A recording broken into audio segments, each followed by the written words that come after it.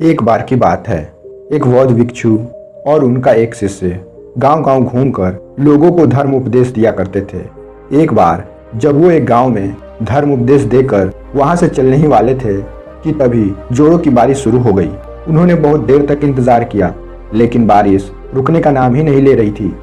तब उन्होंने निर्णय लिया कि वो इसी गांव में एक छोटी सी कुटिया बनाएंगे और अगले कुछ हफ्तों तक इसी गांव में रहेंगे। उन्होंने गांव के बाहर एक छोटी सी कुटिया बनाई और वहीं रहने लगे। लोगों को उन भिक्षुओं के मुंह से बुद्ध की शिक्षाओं को सुनना बहुत ही अच्छा लगता था। इसीलिए हर दिन बहुत से गांव वाले उनके उपदेश सुनने उनके पास आने लगे। गांव के लोग उन बौद्ध भिक्षुओं से गहरा स्नेह रखते, उनकी बहुत इज्जत करते और उन्हें बहुत ही मान सम्मान देते। वो उनकी खाने की व्यवस्था भी करते और बहुत से गांव वाले तो उपदेश सुनने के पश्चात उन्हें कुछ उपहार भी देकर जाते। इस तरीके से बहुत दिनों तक वो बौद्ध भिक्षु और उनका शिष्य उस गांव में ठहरे रहे। फिर एक दिन अचानक बौद्ध भिक्षु अपने शिष्य से कहते हैं कि हम बहुत दिनों से इस गांव में रुके हुए हैं, अब हमें यहाँ से चलना चाहिए। ये सुन शिष्य कहता है, लेकिन क्यों गुरुजी, हम यहाँ इतने अच्छे से तो रह रहे हैं, यहाँ के लोग कितने अच्छे हैं, ये हमें इतना मान सम्मान और उपहार देकर भी जाते हैं, क्यों न हम यहाँ कुछ वर्षों तक और रुकें और उसके पश्चात हम यहाँ से चले जाएंगे और तब तक हमारे पास बहुत सारे दान द्वारा दी गई धन इकट्ठा हो जाएगी। शिष्य के मुंह से ऐसी बातें सुनने के बाद गुरु ने कहा, नहीं, अब हम यहाँ और नहीं रुक सकते, हम यहाँ पहले ही बहुत रुक चुके हैं। शुरुआत में हमने केवल एक हफ्ते ठहरने का ही निर्णय किया था, और दूसरी बात, हमें धन और उपहारों को इकट्ठा करके करना भी क्या है। ये सारी चीज़ें हम बौद्ध भिक्षुओं के लिए किसी काम की नहीं है और हमें इनसे लगाव भी नहीं रखना चाहिए। हम तो त्याग की मार्ग पर चले हैं, फिर हमें इस धन का क्या करना है। गुरु ने शिष्य की आंखों में देखते हुए कहा, हम आज ही यहाँ से चलेंगे और जो कुछ भी उपहार में मिला है वो सब कुछ यही छोड़ दो और खाली हाथ मेरे साथ चलो। शिष्य तो वो सारे उपहार अपने साथ ले जाना चाहता था, लेकिन वो गुरु की आज्ञा का उल्लंघन भी नहीं कर सकता था। इसीलिए वो जाते जाते चांदी के कुछ सिक्के बिना गुरु को बताए अपने जेब में रख लिया। जैसे ही वो कुछ दूर चले, उन्हें रास्ते में एक बहुत बड़ी लंबी नदी मिली। वो जिस गांव में धर्म उपदेश देने के लिए जाना चाहते थे, वो गांव ठीक उस नदी के पार था। अब उन दोनों को किसी भी हाल में उस नदी को पार करना ही था। जब वो नदी के और पास पहुंचे तो उन्होंने देखा वहाँ एक नाव चालक बैठा हुआ है। उसने दोनों भिक्षुओं को देखते हुए कहा, मैं आपको ये नदी पार करा सकता हूँ। वैसे तो मैं लोगों को नदी पार कराने के 2 चांदी के सिक्के लेता हूँ, लेकिन आपसे मैं केवल 2 चांदी के सिक्के दोनों के लिए लूँगा, मतलब एक के लिए केवल 1 चांदी के सिक्के, क्योंकि उन बौद्ध भिक्षुओं के पास चांदी के सिक्के नहीं थे। इस वजह से वो चुपचाप नदी के किनारे आकर बैठ गए।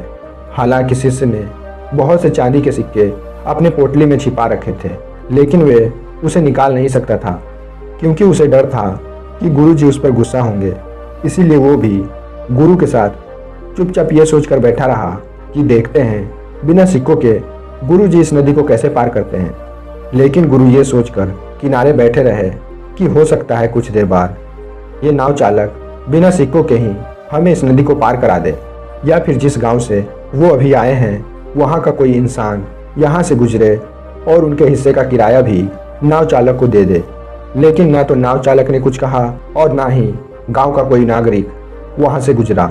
बैठे बैठे शाम हो गई, लेकिन डर के मारे ना तो शिष्य ने अपनी पोटली में से सिक्के निकाले और ना ही नाव चालक बिना सिक्कों के उन्हें नदी पार कराने के लिए तैयार नहीं था। अंधेरा होने लगा, लेकिन वो अब भी बैठे हुए थे। यह देख नाव चालक ने उन्हें डराने की कोशिश की। उसने कहा, महात्मन, रात होने को है और रात में आप लोगों को यहाँ ठहरना खतरनाक हो सकता है, क्योंकि बहुत से खुखार जंगली जानवर रात में इस नदी में पानी पीने आते हैं और आपके साथ कुछ भी हो सकता है। इसीलिए या तो आप जहाँ से आए हैं वहीं वापस लौट जाएं, या फिर मुझे सिक्के देकर ये नदी पार करें और अपने गंतव्य तक पहुँचें। और वैसे भी कुछ देर बाद मैं अपनी नाव लेकर यहाँ से जाने वाला हूँ। जैसे ही शिष्य ने उस नाव चालक के मुँह से खतरे की बात सुनी, वह बहुत डर गया। उसने तुरंत ही अपनी पोटली में से 2 चांदी के सिक्के निकाले और नाव चालक को देते हुए कहा, कृपया हमें जल्दी से नदी पार करवा दे। नाव चालक ने सिक्के लेकर उन्हें नदी पार करा दी। नदी पार करने के बाद गुरु ने कहा, जब मैंने तुमसे कुछ भी लेने के लिए मना किया था तो तुमने ये चांदी के सिक्के क्यों रख लिए थे? तुमने मेरी बात क्यों नहीं मानी?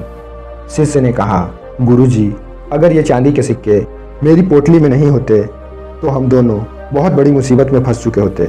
रात का समय था और कुछ भी हो सकता था। इन सिक्कों ने ही हमें सुरक्षा दी है और आप धन्यवाद करने की बजाय मुझे डांट रहे हैं। यह सुन गुरु ने मुस्कुराते हुए कहा, जब तक ये सिक्के तुम्हारी पोटली में बंद थे तब तक हम मुसीबत में थे, लेकिन जैसे ही तुमने इन्हें बाहर निकाला मुसीबत खत्म हो गई। और मैं तुम्हें यही समझाने का प्रयास कर रहा था कि असली खुशी देने में है, त्याग में है। तुमने 2 सिक्कों का त्याग किया और परिणाम तुम्हारे सामने है। यह सुनते ही शिष्य को आभास हुआ। उसने बचे हुए चांदी के सिक्के गरीबों में बांट दिए और वे दोनों आगे बढ़ गए। दोस्तों, इस कहानी की सीख यही है कि हमें अपने जीवन में सांसारिक वस्तुओं से अधिक लगाव नहीं रखना चाहिए और अपनी आंतरिक खुशी पर ध्यान देना चाहिए और केवल उतना ही इकट्ठा करना चाहिए जितना कि एक सुखी जीवन जीने के लिए ज़रूरी है, ना कि दिखावा करने के लिए या फिर सामने वाले को नीचा दिखाने के लिए। इसके पीछे सबसे बड़ा कारण यह है कि हम सभी को ये नहीं पता कि हम लोगों को कब इस दुनिया को अलविदा कहने की नौबत आ जाए। इसकी कोई गारंटी नहीं कि हम लोगों की मृत्यु बुढ़ापे में ही होगी। मृत्यु एकमात्र कार्य है जो किसी भी पल सफलतापूर्वक सफल हो सकती है। इसीलिए हमें उस अस्तित्व का ध्यान में रखकर अपनी आवश्यकताओं को कम से कम रखनी चाहिए। आशा करता हूँ आपको इस वीडियो से नई चीज़ें सीखने को मिली होगी। मिलते हैं नए वीडियो में नई चीज़ों के साथ।